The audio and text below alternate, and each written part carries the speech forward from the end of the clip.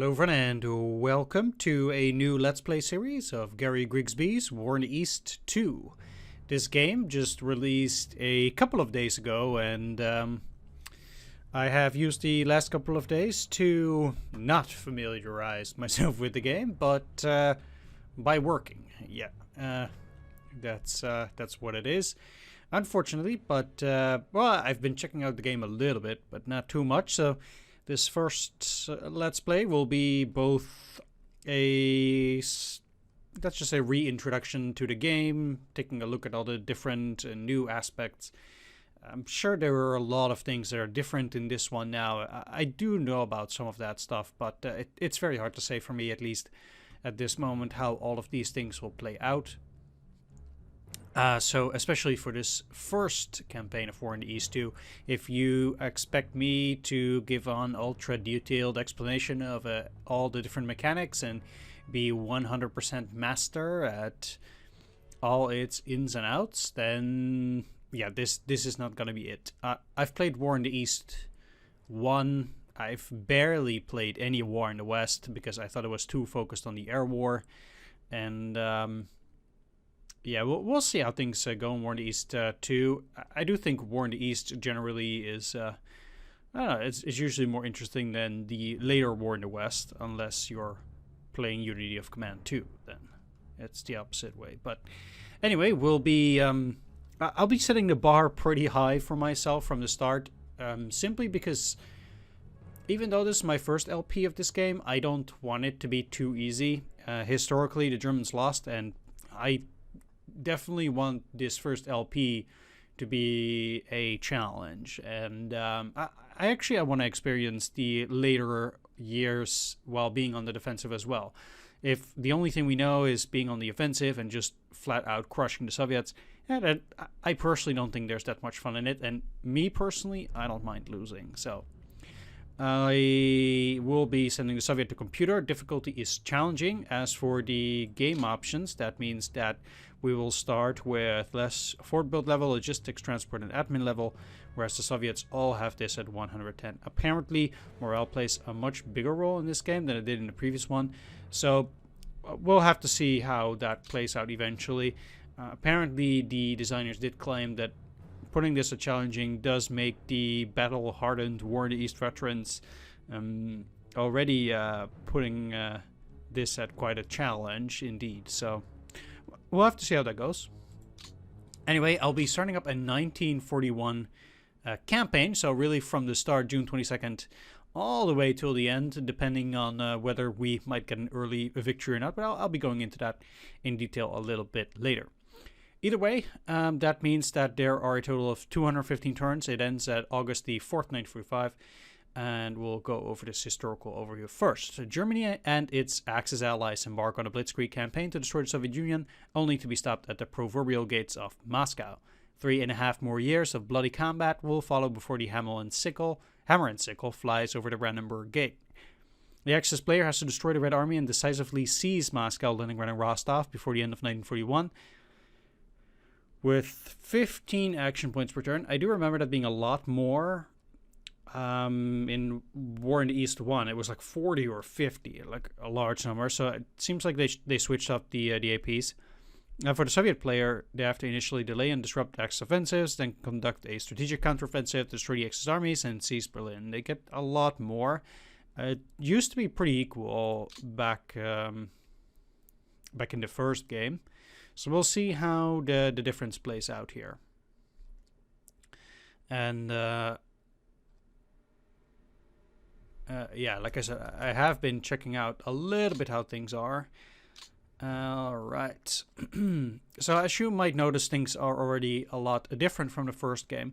What they've done is they've made a overhaul of the air war from the previous game to this game. So we have some, and they improved upon it, I suppose. A lot of this stuff is still somewhat untested waters for me. So what I'm going to do for this first LP, before trying to maximize this stuff, I've decided to put an automated air system, AI air system in place, which kind of means that the AI will be taking care of all the air decisions for me during this first campaign. That's an option that you can put into the game.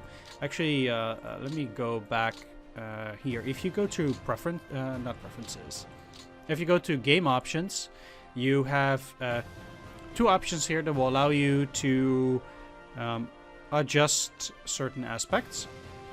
One of them is the automated AI air assist, so you will let the AI take care of the air war for you.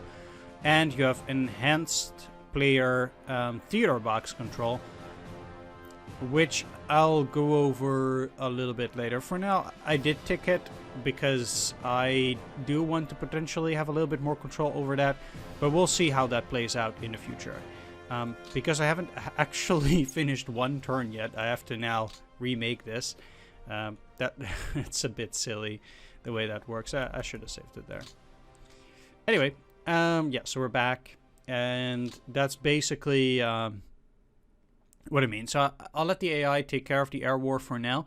Each individual turn is divided between an air war turn and a ground control turn, basically. Or phase, I should call it phase. So an air phase and a ground phase, and we'll deal with the air phase first. In the air phase, you'll basically get to decide for each day of the week what your planes are going to do and things like that. But of course, in our case, the AI does it. So basically the only thing we will need to do during this air war is execute the air directives that the AI will make for us. That's basically what we'll be at and what we'll be doing for the rest of this first campaign, while I'm still busy figuring out how to deal with this air war properly, because that takes a lot of time, and unfortunately nowadays I don't have all that much time. That's kind of the unfortunate thing, yeah. Anyway, so we'll let the AI handle that. Meanwhile, let's go over another new aspect of the game, which is the theater boxes down here. So we don't have to just deal with the war in the East anymore. The rest of the war is being handled with theater boxes. And what that means is that if we zoom out, we can practically see all the territory that the Germans and Italians control all across the map, and also what the Allies have, like Great Britain. So we can see that Norway and Denmark are not actually part of Germany and this war, but they are Axis controlled. Same for Low Countries, France, the Balkans, all the way down here, and all the way down to North Africa. So each of these different areas obviously also has German troops stationed there, and we can more or less control how many troops there are and whether certain events proceed later or earlier than they historically would. So for example, let's take this, let's take not the reserves, but yeah, the Africa theater boxes, North Africa. So currently in North Africa, we have 136,149 troops, etc., etc. So we have ground forces. This is the composition, or how all these adds up to a certain value. We currently have 79% of the ground requirements in Africa, 61 of air assets for day, and also some naval assets, which is only... it's basically just planes that will be doing naval interdiction and things like that. It's not actually about destroyers and cruisers, etc., etc. So, what this means is, if we were to say take troops from North Africa and use them in Russia, then yeah, our war might go better, but the war in Africa will go a lot worse, which means that the Western allies will take Africa a lot faster, and they might be able to start invading Italy from, say, early 1943 instead of, mid 1943, for example, if we were to take too many troops from North Africa. Basically, you can never change the outcome of the war, at least as far as I gather it currently. I'm not saying that it might be possible to do something like that in future updates, but for the moment, at the game's release, you can't ultimately change the outcome of the war in the sense that the Germans can beat the Western Allies after they've landed at Normandy, or as the Germans, you can take Cairo, for example. That just basically never happens. It's impossible. You can send a maximum of 110% of the requirements to a particular theater. So I can basically just dump everything from the Russian theater and put it all in North Africa. Or try to put as much of it in North Africa. It doesn't matter, because you can always go for a maximum of 110%. After that, I believe you cannot allocate more forces to it. I think the game just flat out refuses you to do so. So you can only delay the inevitable, but you can never prevent the inevitable. That's basically the idea here. And the same works not only for North Africa, it also works for the Normandy landings, invasion of Italy, things like that. As far as I have heard, right? I actually have no clue. Maybe we can actually prevent the invasion of Italy by having 110% of troops there or whatever. Maybe we can really delay that for as long as until 1945. I don't know. Maybe the Western Allies will invade Norway if I remove too many forces from it. I really don't know. Maybe there will be partisan uprisings, things like that. Same for Finland. I believe that Finland can leave the war earlier than historical. If you leave too little forces there, you might be able to delay them from leaving if you keep a lot of forces there. So that's basically the theater boxes. What I can do, for example, and I still have to figure that kind of stuff out myself because I haven't actually done it. We can send our own troops over there, and then they will actually contribute towards the numbers in those theaters. So that's it for theater boxes. I'll be going over that in detail, I guess, a little bit later. And yeah, it just takes a little bit more time as we continue along with this game. Another new thing besides that is going to be the events. In this game there are going to be events, and those events are going to be either tied to the garrison requirements, whether you have too many or too little forces in a particular theater, or they're just going to be historical events that are not tied to anything particularly. So they might tell you of the continuation war when Finland joins the Germans and starts trying to take back the territories that they lost to the Russians, for example. There's nothing you can do about it for now. Actually, I don't even think we can do anything with the Finnish front at the moment. Maybe? Not sure actually whether... No, we actually do already have a bunch of German troops in there. Interestingly enough, I mean not that much, but there is the 169th Infantry Division already is in in Finland.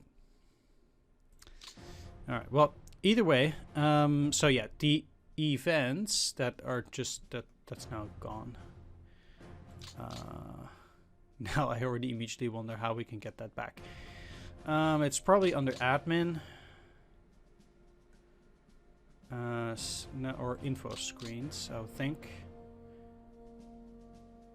Order of battle. Like I said, I also have to figure out this kind of stuff. Theater boxes. Events. There we are. So, for each turn, there might be different events. I'll read them generally for all of them. So let's just start with this first event that we'll get before the start of the game. On the 22nd of June 1941, the invasion of the Soviet Union began, opening up the Eastern Front and committing Germany to a two-front war. The Axis powers' offensive, invading along a 2,900-kilometer front that stretched from the Arctic Ocean in the north to the Black Sea in the south, saw the greatest invasion force ever known to mankind.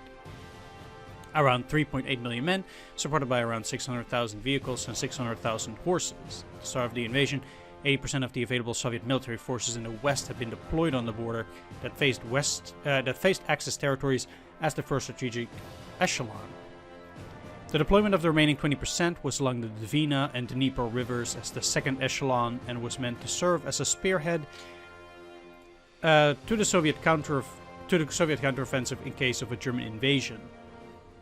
At the time of the invasion, the Red Army was in the process of reorganization and modernization. Its capabilities were greatly reduced from the purges of the 1930s, strongly affecting the quality of the officer corps. Moreover, the standing and morale of the Red Army had been shaken as a result of the winter war with Finland. On the other hand, after the successful campaigns that had brought Europe to its knees, the German Wehrmacht had consolidated itself as an experienced army with good training, organization, and an excellent officer corps. The titanic struggle between two major powers and their conflicting ideologies has just begun, and it will only end when one of them has been completely destroyed. There we are. So these events will pop up every now and then, and we'll go over them. Alright, that's another new thing that they'll have in this game, so that's actually great that they added it. I'm generally pleased with almost all of the upgrades that they made to this game. War in the East is just flat out the best game when it comes to dealing with the War in the East. It just trumps everything, and I think War in the East 2 only adds to improve upon War in the East 1. Either way, let's continue once again with one of the other new features, which has to do with initiative, shift, and points for this game. So currently, I have the victory locations on, and you can see how many points we are going to get for each one of the victory hexes. So for example, Minsk, it says here 10 and then a +3.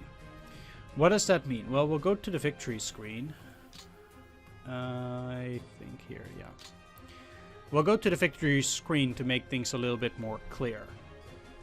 In this game, we're working with victory points, and a certain amount of victory points translates to a certain amount, to a sudden death victory. So if we score enough points, we can trigger an Axis major victory before the end of the war. But we need substantial points for that. That's the first thing. That's something that they had in the previous game too, but they modeled it a little bit differently in this one. So currently we have 370 victory points, and for capturing a city we get a certain amount of points, which is listed here. So for example, we'll get Minsk, victory points 10. And for very important cities, that we're going to get more. Stalingrad gives us 30 points, Moscow gives us 60 points, for example. What we see here, this turn X, means the historical capture date for the Axis. If there's a 0, the Axis never captured it.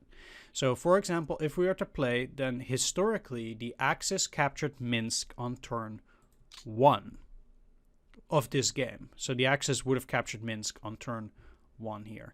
They would have captured Riga on turn 2, Smolensk turn 4, etc., etc. And you can see, for example, we would have captured Sevastopol turn 54. Places like Moscow, Leningrad, Chula, etc. The Axis never captured those. The last one on the list here are both Maikop and Krasnodar on...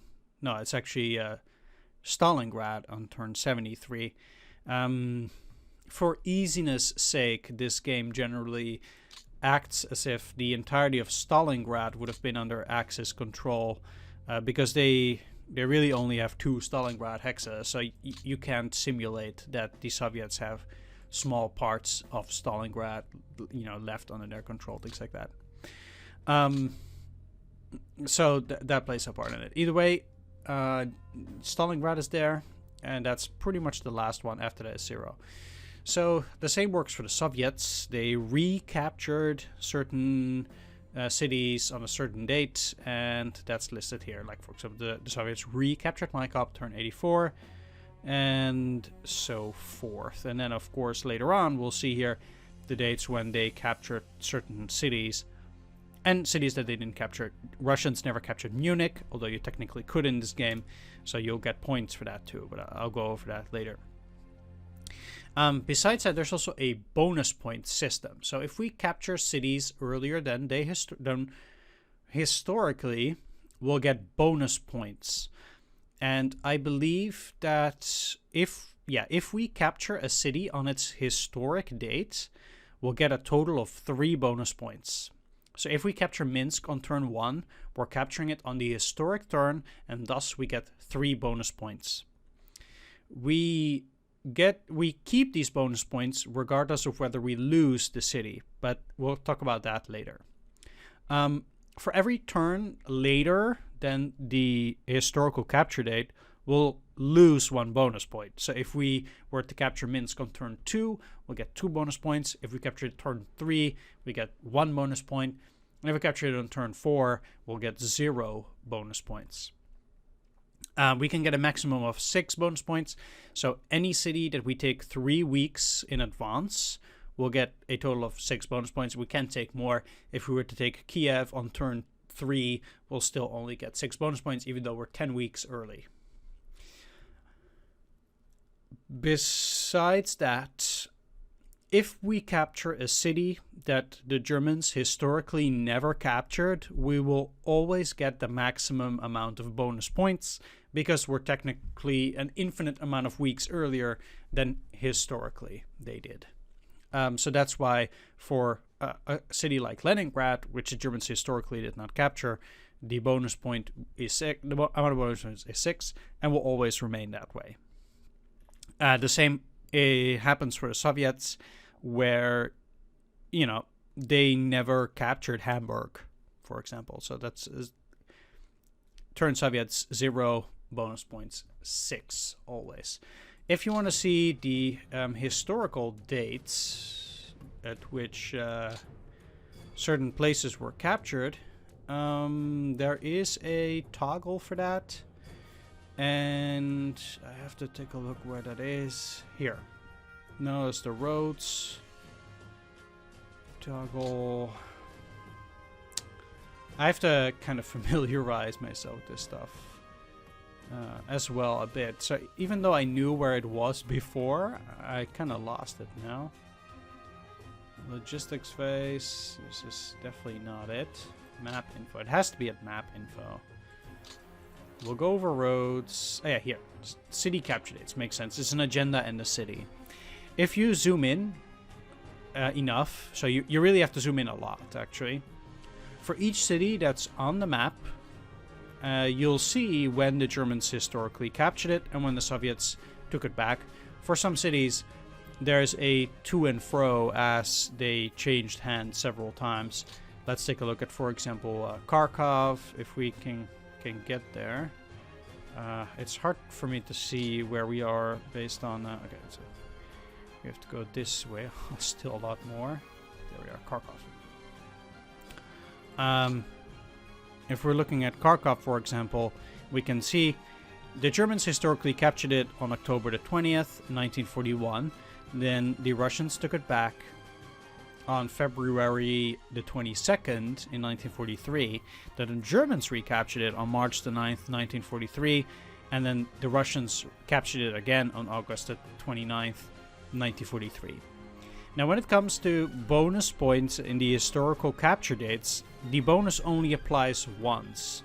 So, say that I were to capture Kharkov on the 1st of September, then I would get maximum bonus points, so 6 bonus points for taking Kharkov a lot earlier. If I were to then lose the city and then recapture it, I'm not gonna get the bonus points again, nor are those bonus points ever lost. Those bonus points are applied only the very first time a city is captured.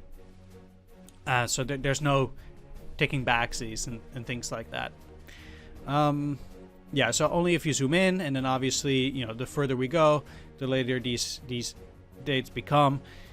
Basically, up until the points the Germans got. And then for cities that the Germans never took, there's no historical dates because they just never made it there, as you can see here. That's pretty much about it. I actually don't know what this asterisk means, to be honest. I have no clue, so if you know, all the more power to you. I'm not going to search it up. Anyway, so that's there. Back to the victory screen. So all those bonus points, they do add up. We do get bonus points for meeting garrison requirements and having access troops in certain theater boxes. So if I, for example, have 110% of the required troops in Finland, that might give me additional bonus points, the way I gathered it. And the same applies for, for Norway, for the Western Europe theater, etc., etc. So you can get bonus points for that, which also helps with your scoring and might allow you to get to that Sun victory level a little bit earlier. The game only checks it at certain dates, as you can see here, whether there will be a Sun major victory trigger. And they only do that for certain sides as well. So currently we have 370 points, and we continue to score more points or less depending on how we perform. That will keep continuing on for a while, and at some point the game will check whether there will be a certain victory. It will need more points the later we go on, so it's technically we need less territory earlier in the game, but obviously it's harder to have more territory earlier in the game than later on. Now, during the game, there will be a point when the Germans have reached the maximum amount of points that they will get during that game. Because at some point, the Soviets will become so powerful, in theory, that they will be able to prevent the Germans from getting more points. But the Soviets will not be so strong that the Germans will be beat. So basically there will be first the Axis will have the initiative, that will turn into somewhat of a stalemate, and then at some point the initiative will switch over to the Soviets. If the Soviets can do this before the Germans reach a Sun victory level, then the game will continue on. But the highest amount of points that the Germans have is called the Axis high watermark. So the game does assume that the battle can continue even though the Germans have lost some amount of territory and thus points, but not too many. And if the Germans do too poorly in terms of points, they will lose outright. For example, by the 1st of January in 1942, so on turn 29, we need to have a high watermark of at least 525 points. So the game will check whether, at the 1st of January, whether on any of the dates before, at some point, we had more than 525 points. Regardless of whether we have them at that point, we could have 500 points by the 1st of January 1942 and still continue with the war if, say, on the 1st of October, we had 540.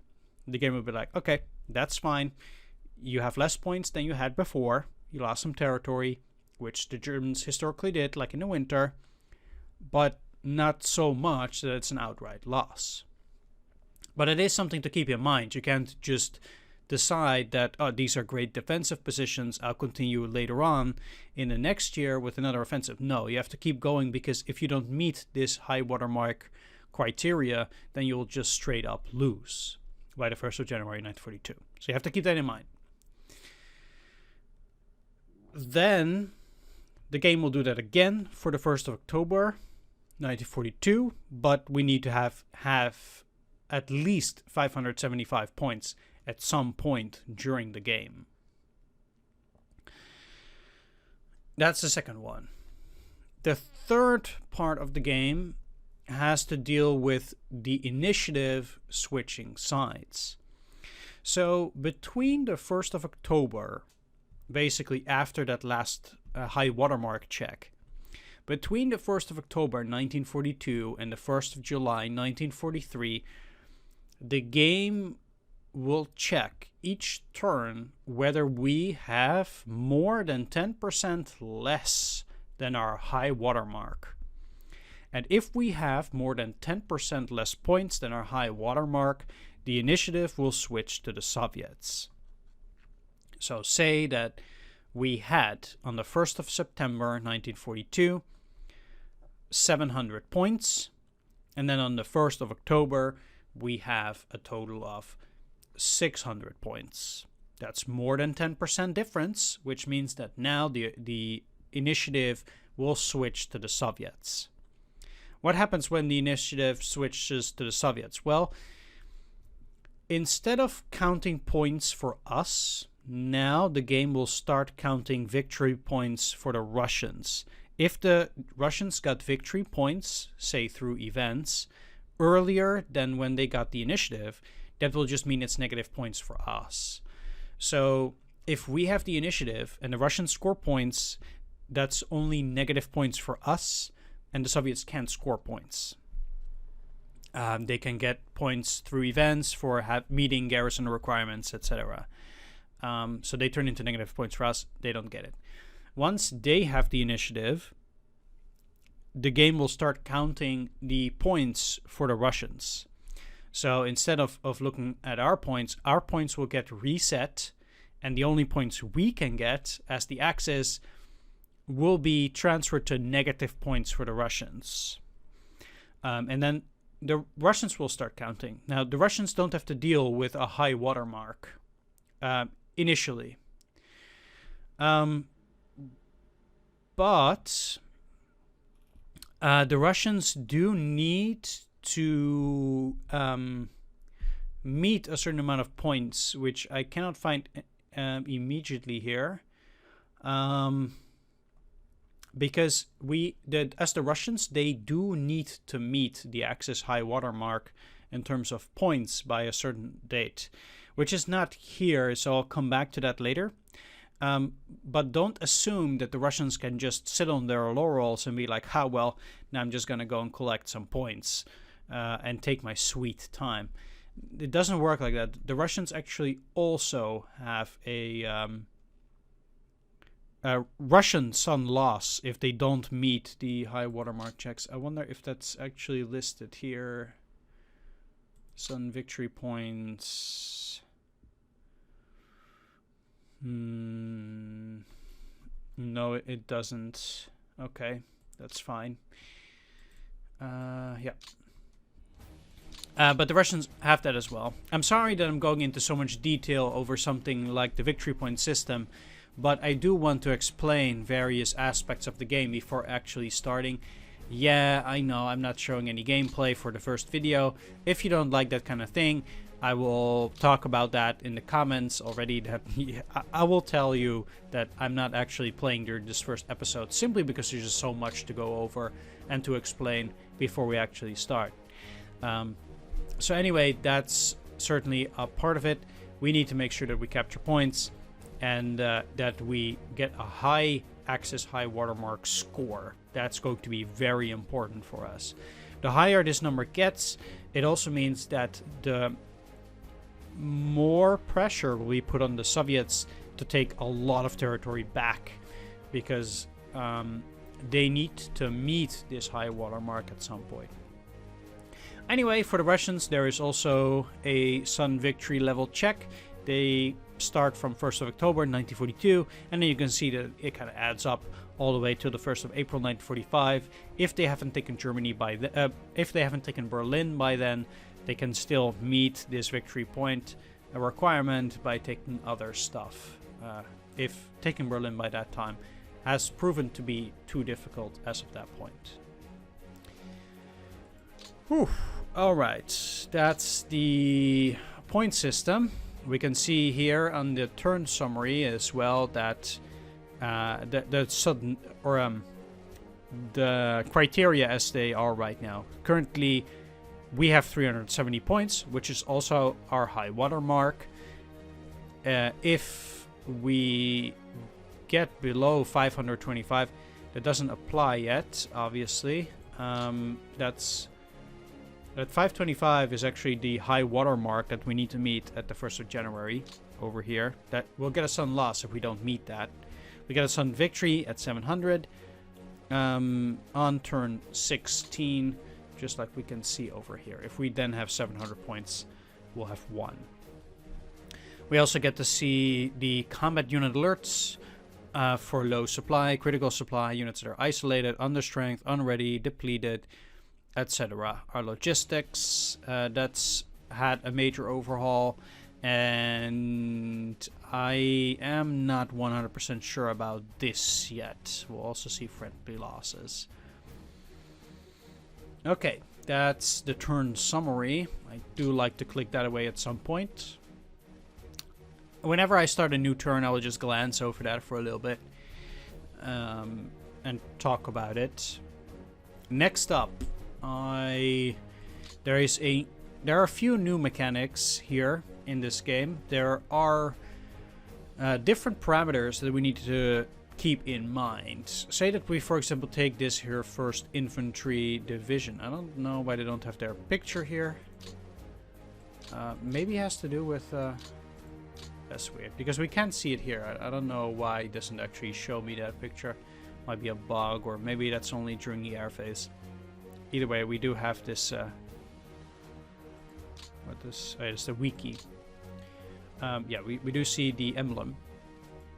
On a quick side note, before we start with these combat parameters, there is now a Wikipedia for this game that I think, come on, this is just absolutely amazing. If you want to read up on what these things did, you know, they just tell you a bunch. It's like, come on, that's just amazing. I don't know whether they took this stuff directly from Wikipedia or whether they wrote this themselves. I have yet to see whether it did. I'm actually going to check. If I'm going to go to Wikipedia and I'm going to check the 100th Light Division, I'm going to see what it says there. But just the fact that they have this in-game is just already amazing. Like, why? It's the 153rd Field Training Grenadier Division, and they just have this stuff listed on it. It's like, come on, that's just awesome. Like, I think this is really great. If I could read this for hours, it's like, come on.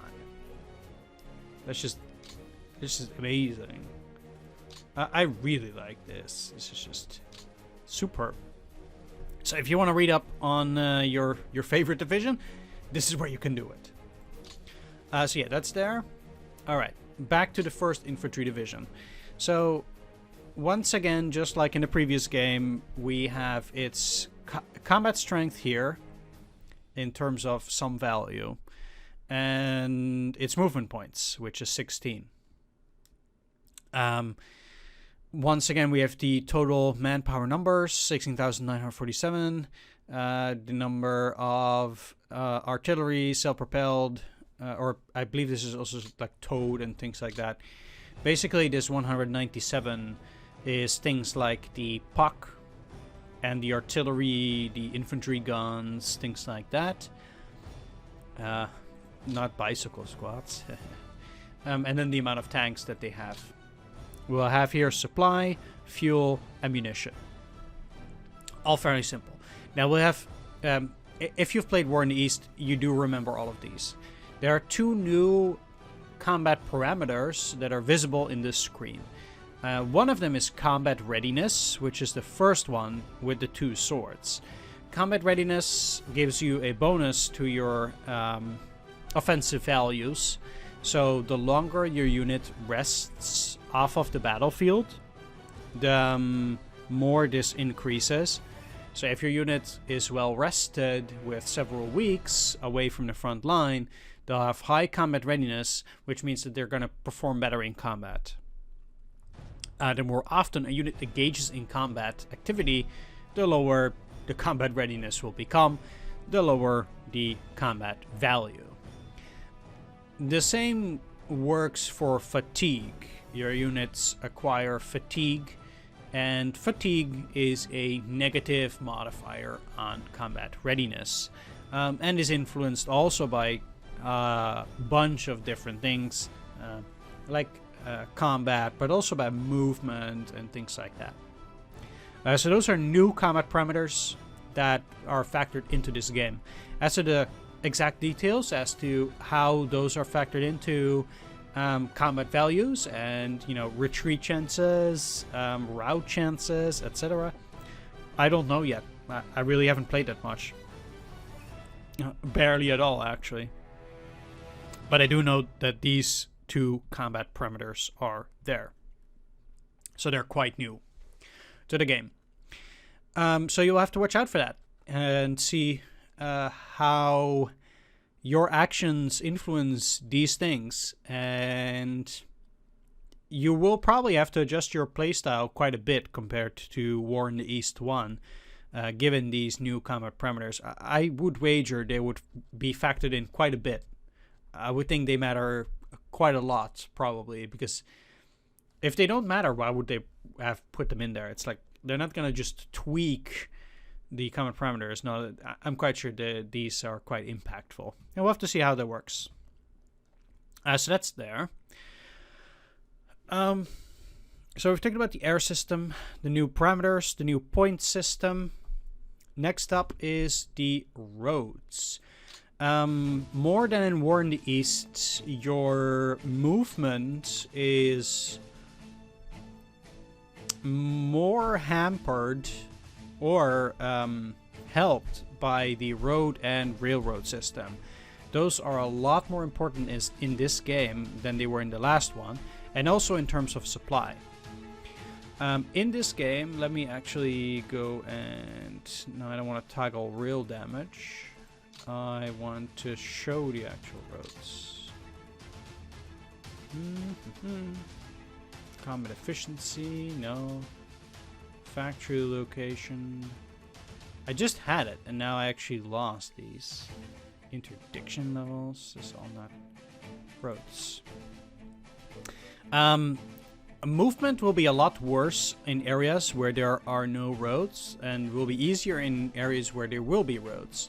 We have 3 different levels. We have poor roads, which basically just shows nothing.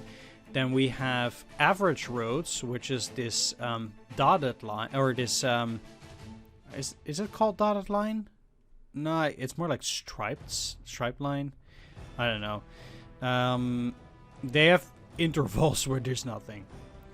And then we also have good roads, which there are very few of in Russia, but there are some. Like, for example, the Minsk-Smolensk highway. Minsk-Smolensk-Moscow highway. Basically one of the very few good roads that lead all the way up to Moscow. And this game does a very good job at simulating through this road system why the Germans wanted to take the direct route and then decide to go over through, all this forested area here with Rzhev, things like that. It's because the road system just doesn't support it.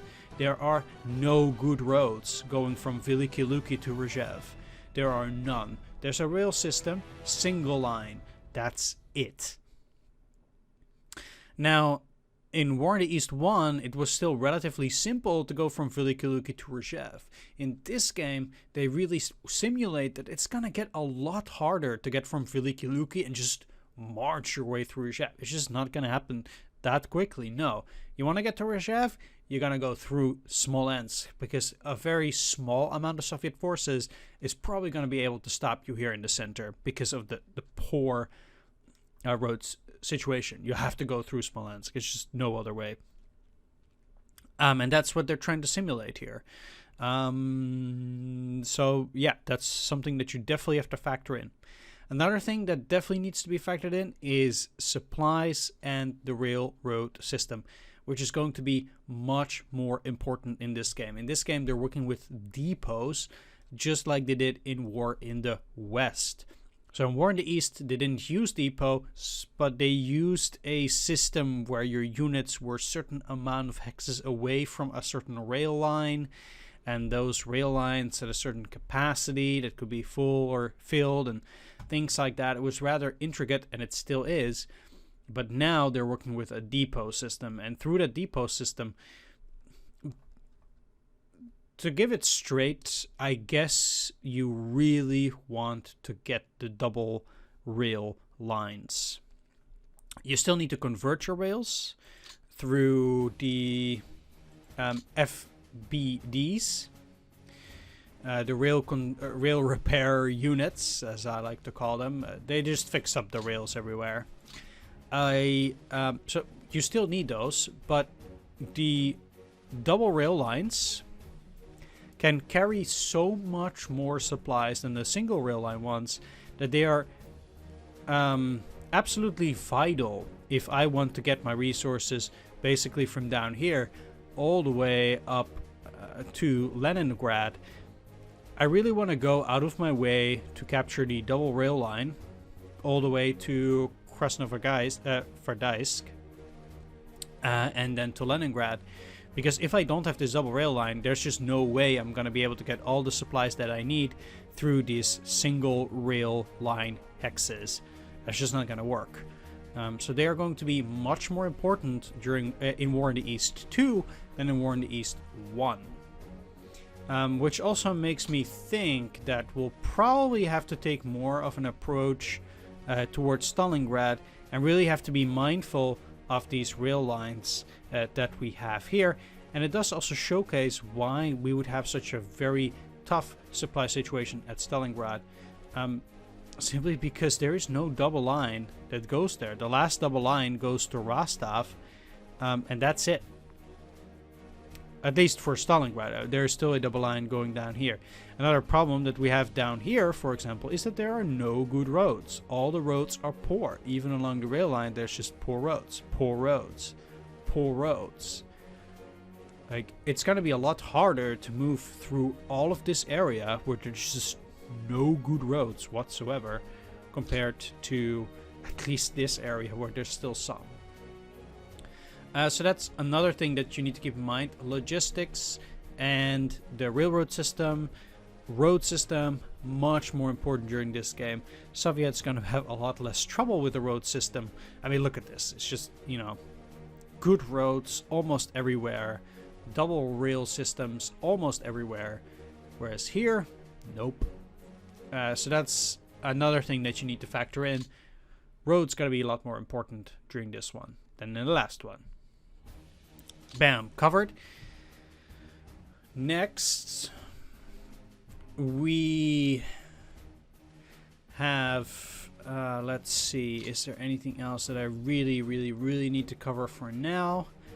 Probably, yeah, there's one last thing when it comes to production. There we are. Production during War in the East is now more modifiable, I believe. You can tweak it a whole lot more, and they've expanded on the production. So now there are places where they build airframes for certain planes, and then they use those airframes later to make those actual planes. And I believe you can adjust all these things and stuff like that, but I'm not that familiar with these kind of things just yet. I also don't know, for example, what these numbers mean, things like that. I just haven't familiarized myself with these kind of things, but it does seem like they gave the production a big overhaul, and there are quite a few new rules with that as well that I currently do not know yet. Anyway, that is pretty much all. I believe one thing that has remained the same is that if I get within 1 hex of the Romanians, they will become active as well. But I have heard that it's now nearly impossible, if not straight up impossible, to go for a Minsk pocket. So we'll have to see how those kind of things go. I'm gonna leave it at that for a first episode here. I've been talking non-stop for quite a while. Yeah, there's no gameplay. So I'll be calling this episode 0. And I'll start the actual campaign in episode 1. I also mention in the video description that there's no actual gameplay here, but me just rambling on about all the new mechanics for this game, as I'm wont to do.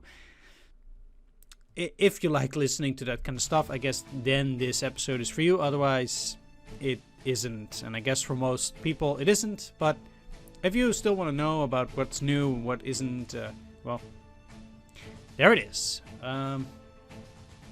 Anyway, I'm gonna wrap things up here, and we'll start in the next episode with the actual gameplay. Thanks for watching, everyone. Take care. See you next time, and bye-bye.